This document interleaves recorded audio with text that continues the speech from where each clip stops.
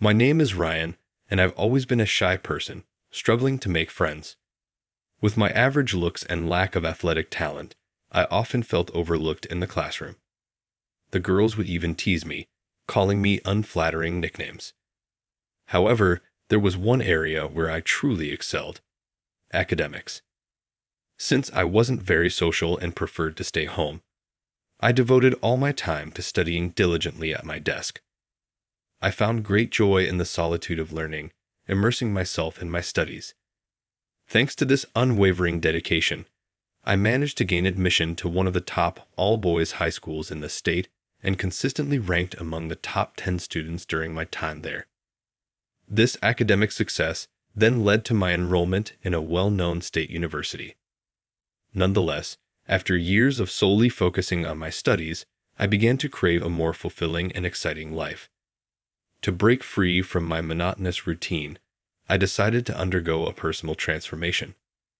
Drawing inspiration from magazine articles on how to become a popular guy, I dyed my hair and paid closer attention to my fashion choices, aiming to create a more modern and appealing appearance.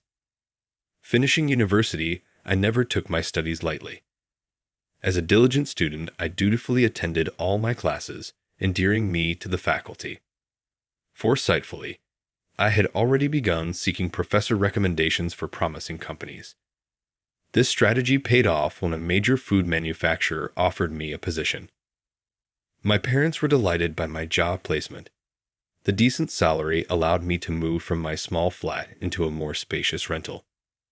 As a working adult, I hoped to forge meaningful friendships, enjoy social outings, and perhaps even find a romantic partner.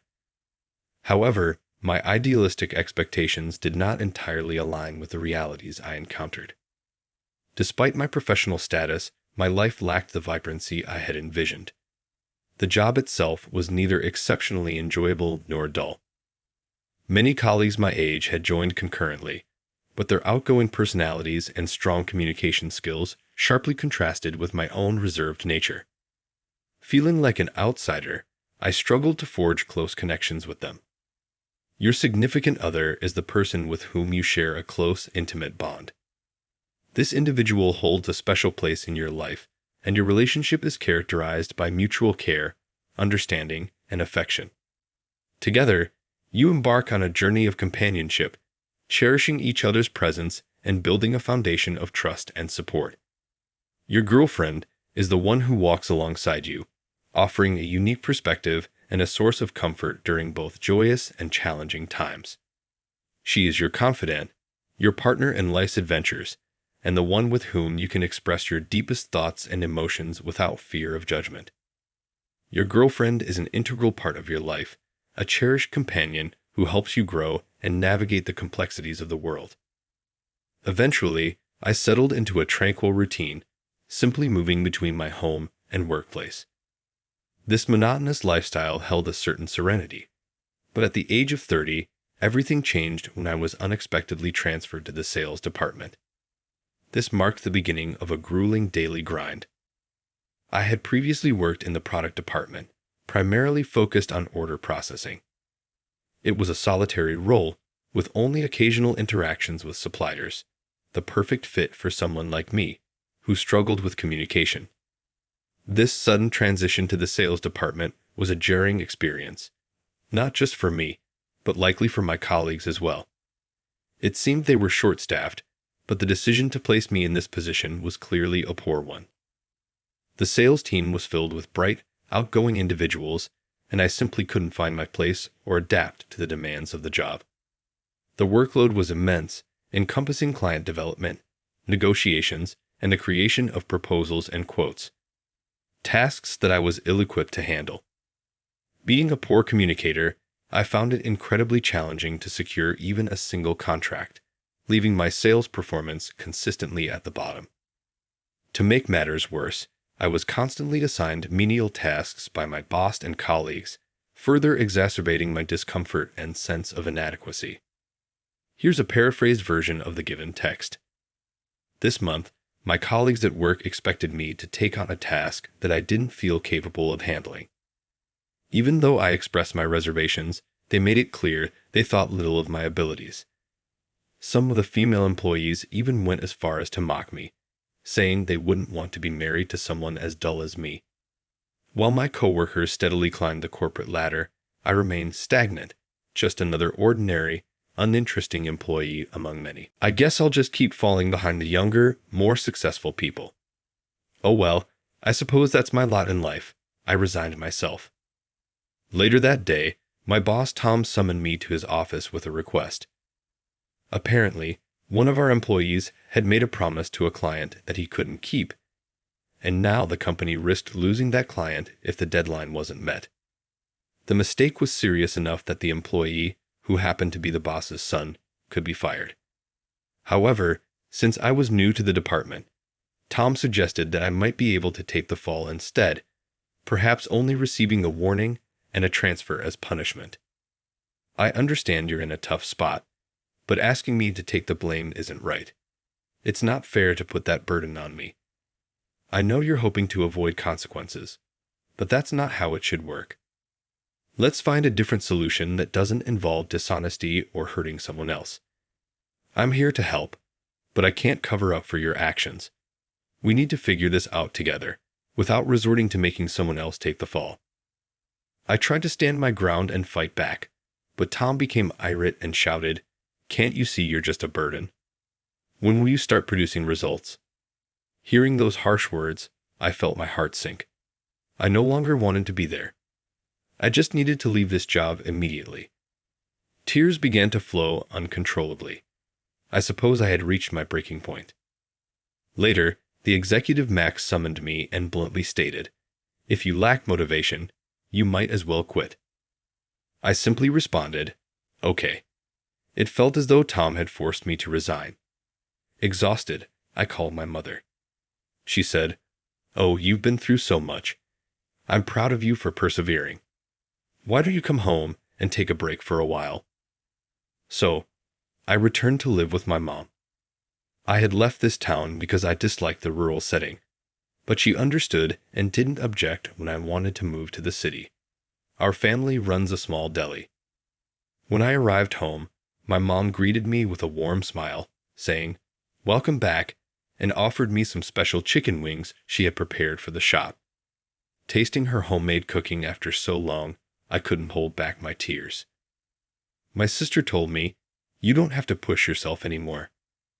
Perhaps the unfamiliar work had caused me stress, but I wasn't feeling well, so I took some time to rest at home. Eventually, I started helping out at the deli. The customers were kind, complimenting my mom's dishes as wonderfully comforting. I felt much more at peace in this environment. About a year after returning home, I noticed a woman waiting at the bus stop while I was coming back from shopping. Suddenly, it started raining, and she seemed troubled, checking the bus schedule. Approaching her, I asked, "Is something wrong?" I usually wouldn't talk to a stranger, but I couldn't ignore her that day. "The bus is late," she said. Checking the schedule, I saw the bus should have arrived 30 minutes ago. It must be running late. "What a delay," I said. The rain was getting heavier, and there were no stores nearby to buy an umbrella. The bus showed no signs of arriving anytime soon. "If we stay out here, we'll be completely soaked. Would you like to come to my place for a while? My mom's there, so it won't just be the two of us." "Let's go inside to stay dry," I proposed. Apprehensive at first, she eventually accepted as the downpour intensified, expressing, "I appreciate your kindness, and I'll gladly take you up on that."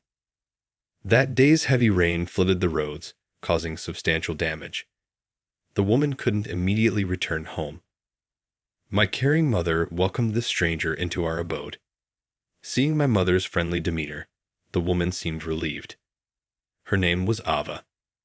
At 30, she was 3 years younger than me. Her father ran a bridal business, and she worked there too. Ava had come to our town to inspect a new wedding venue. Although I hadn't noticed it outside, Ava was undoubtedly beautiful, yet her manner hinted at a touch of sorrow. I wondered if she harbored any significant concerns. Ava appeared delicate, her face slightly worn. My mother proudly served her homemade deli dishes. We only have this, but please enjoy them if you'd like, my mother offered. Thank you, Ava responded in a soft voice. As she tasted the food, Ava exclaimed, I've never had anything so delicious, her face lighting up with a smile. Witnessing Ava's smile for the first time stirred a sense of excitement within me. I hadn't often conversed with women before, but I felt I might be able to get along well with Ava. Despite the challenges at her workplace, the young woman named Ava handled the situation with grace. Though her colleagues seemed to resent her, possibly due to her position as the company president's daughter, Ava diligently worked to gain their recognition. However, this constant pressure seemed to take a toll on her, causing her to push herself too hard. During her stay with the narrator's family, Ava had the chance to unwind and relax. The warm welcome and support from the narrator's mother provided a refreshing contrast to the pressures she faced at work. Ava's mood visibly brightened, and she even found time to bond with the family, helping out at the deli and enjoying casual conversations. As Ava prepared to leave, the narrator's mother extended a lighthearted invitation, suggesting that Ava could return any time for more girl talk, a gesture that underscored the nurturing environment the family had provided during her visit. The experience seemed to have a positive impact on Ava, offering her a much-needed respite from the demands of her professional life. Ava replied with a smile, Then I might just take you up on that. I said, Please take care of yourself and don't push too hard. Ava then boarded the bus. I thought this might be the last time I would see her, and I couldn't help but feel a little sad. Life continued as usual, helping out at the family deli. Then one day, an invitation to a wedding arrived at our home. It was from Troy, a classmate from middle school. I remembered talking to him at the supermarket recently, where he mentioned, I'm getting married. You should come to the wedding. Meeting here must be fate. Honestly, I never liked Troy much. He used to mock me for being a bookworm during our school days. I thought about making up an excuse to skip it, but then Troy called. You must be free, so you better come to the wedding.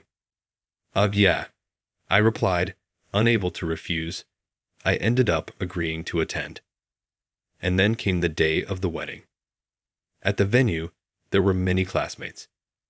Most of them didn't seem to recognize me. They whispered and looked my way. Then Troy approached, recognized me, and called out, Hey, there you are, Donkey. At the mention of my nickname, Donkey, my classmates realized who I was. One of them asked, What are you doing now? Before I could answer, Troy mocked. He was good in school, but now he's just selling deli with his mom. How the mighty have fallen. Seriously, even with a good college degree, running a deli? You'll probably stay single forever. The others chimed in with their own harsh words. I just forced a smile, knowing it was true. Suddenly, everyone's gaze shifted behind me. Don't mock my boyfriend, please. To my surprise, Ava, dressed in a suit, stood behind me. Do you guys not feel ashamed, talking like that as adults? Ryan, you don't need to be here. Let's go, she said. Ava pulled me by the hand and led me out of the venue. Once outside, she looked startled and said, I'm sorry if I did too much, but I just couldn't stand seeing you being made fun of. No, don't worry about it. I'm actually glad. But why are you here? I asked. It turned out this venue was one of the ones her father managed, and she was there for work. Would you like to have dinner with me after I finish work? She offered. I immediately said, Of course. I was thrilled to see her again, never expecting our paths to cross. We didn't return to the wedding, but went to dinner together instead. I was actually hoping to see you again, but meeting here at the wedding venue. Maybe it's fate, she said jokingly. To her joking tone, I replied seriously, maybe it is fate. Maybe we both wanted to see each other, and fate brought us together. Those words rolled off my tongue with surprising ease, causing Ava to blush as she asked, Ryan, did you truly want to see me too? I decided to open up about my feelings, telling her how she held a special place in my heart that no one else could fill, and that I couldn't stop thinking about her. "I've been thinking about you as well," she replied, her cheeks flushing. "When you praised my hard work, it really lifted my spirits. Your words are so warm and comforting." "I believe I have feelings for you, Ryan," she confessed. From that moment, we began a long-distance relationship. Soon after, Ava was assigned to work primarily at the venue we had visited, leading to her decision to move to this area. This prompted us to take the leap and start living together, despite the relative newness of our connection. Recognizing the need to not solely rely on Ava, I found a job at a local company and rejoined the workforce. Today, I sit at my mom's house, watching as she and my girlfriend chat happily, their smiles filling me with a profound sense of contentment. For the first time in my life, I have both a supportive partner and a loving mother by my side. Joining forces, we unlock boundless potential. By pooling our talents and collaborating, we amplify our collective impact, achieving feats beyond what any individual could accomplish alone. United, we transcend the limitations of solitary endeavors, harnessing the synergy that arises when diverse perspectives converge. Through teamwork, we cultivate innovative solutions, tackle complex challenges, and create lasting change that echoes far beyond our individual contributions. In unity, we find strength, resilience, and the power to shape the world around us, one cooperative step at a time.